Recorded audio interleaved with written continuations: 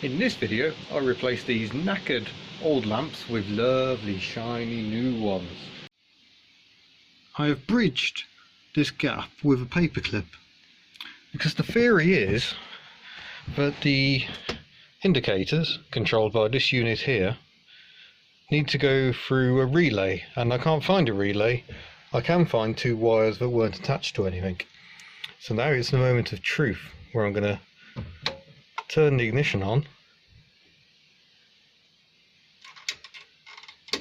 Aha! So does that mean I've got indicators out here? Yes! There we go. So I am missing a relay. Ah, something's going a bit wrong there. That's curious. And nothing at all the other side. Okay, that's weird. But that indicator is working. Well, it's progress. Well, Happy New Year. It is the 1st of January 2018. As you may have seen in another video, I've had a proper garage tidy out, and it's time to crack on with a bit more project Invacar work. One thing I'd like to do, I can't get the indicators working because I'm missing the relay. I need to order one of those, but I already know there's some problems with the wiring because this brake light comes on instead of the indicator, and I've got nothing happening on the other side at all. So I'm going to get the ignition on, and well, I'll try by just cleaning up connections, checking bulbs are okay, and checking the earths. Because I'm going to have the ignition on for an extended time, I'm going to disconnect this positive terminal on the coil, because if you leave the ignition on an older car with a coil, chances are it'll just fry the coil eventually. So best not to be done. But as the indicators only work with the ignition, I've got to have the ignition on. So I should just whip that off. It's just a tiny little 8mm, I think, and I can crack on. Still waiting for the oil filter, but I have painted the housing, so that's now a nice red colour. And look, I've already got it dirty. How very typical of me. Okay, well, that's not a great find.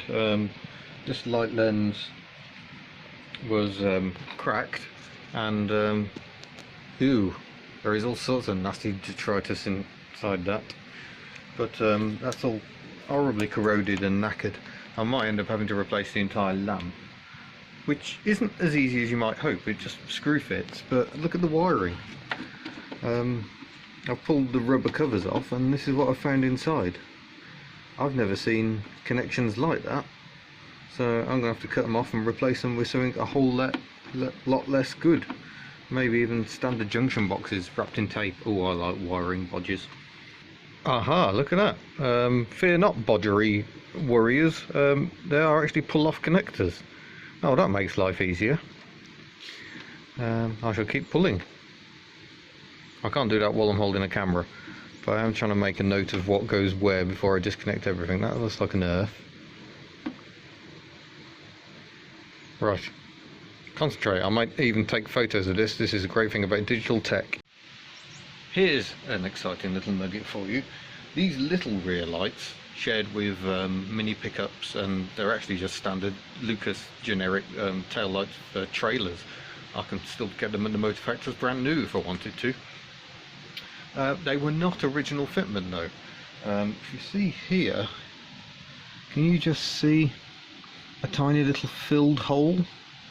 That's because originally the Invacar had the same rear lights, larger lamp, as the Reliant Robin, and I think the very late Regal Supervans also had the same taller rear lights.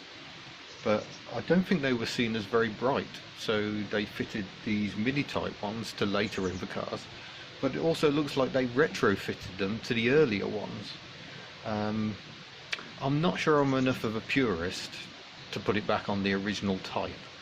I prefer these smaller little mini units, and seeing as they're the ones that are now got all the fittings for, I'm just going to leave it as it is.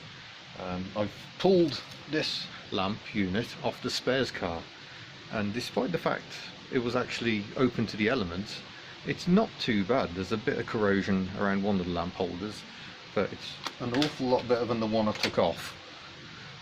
Yeah. So yeah, but we'll see if that makes any difference.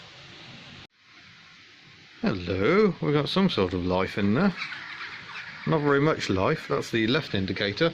Slightly concerning that we also seem to have the indicator lit on this side. Maybe I need to review my wiring connections. Haha, that's more like it. Nothing more than just a bit of a iffy connection on the bulb holder. So I reckon I can adjust that, and then I can look forward to having an orange indicator light. Woo! Right, that's my left indicator working. Is the right one working? Indicator light on the dash says yes. We've still got iffiness over here, but now we've got life out at the top, whereas we didn't before. We only had it at the bottom. So is this the same problem? Earth problems are very common on cars with glass fibre bodywork, because you can't simply run the earth to the body here because it's plastic. That doesn't seem to be the issue there.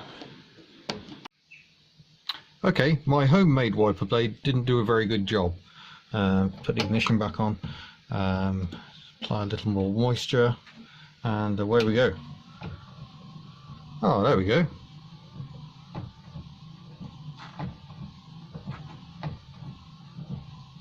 Screen rust seems to work a treat, and so does my single wiper.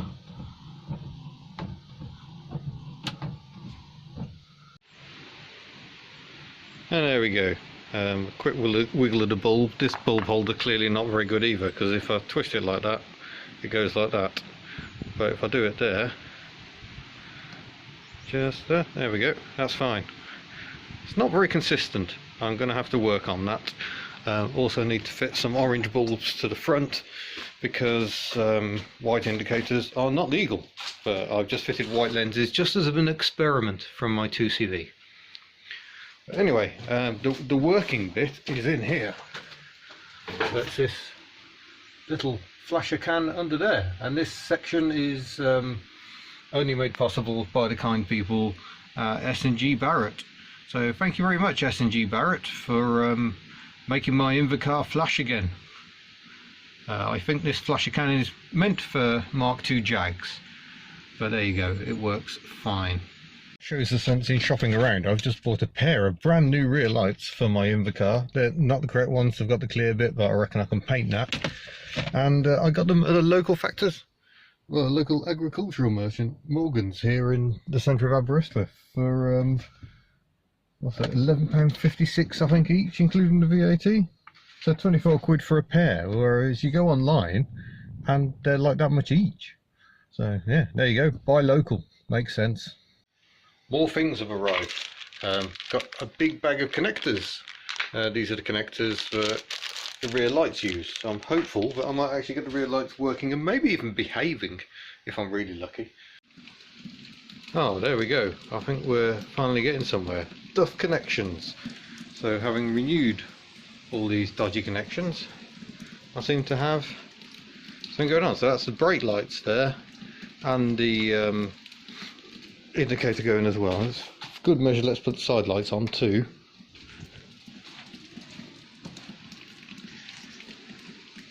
There we go. Everything working, flashing as it should. I haven't got the lens on the other side, but you can.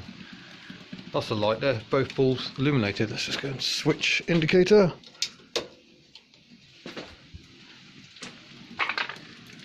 All good. That side too. Hurrah! Now you might be wondering how on earth I got the brake lights on, and that's my old friend, the paperclip. Here it is between the connectors. Unfortunately, when pulling the connectors off the brake switch itself, which is a hydraulic item, it actually just snapped off. So I'm going to have to replace the brake light switch, which wasn't part of the plan. But anyway, thank you for watching. Don't forget to subscribe, and I shall see you again in a future video. Farewell.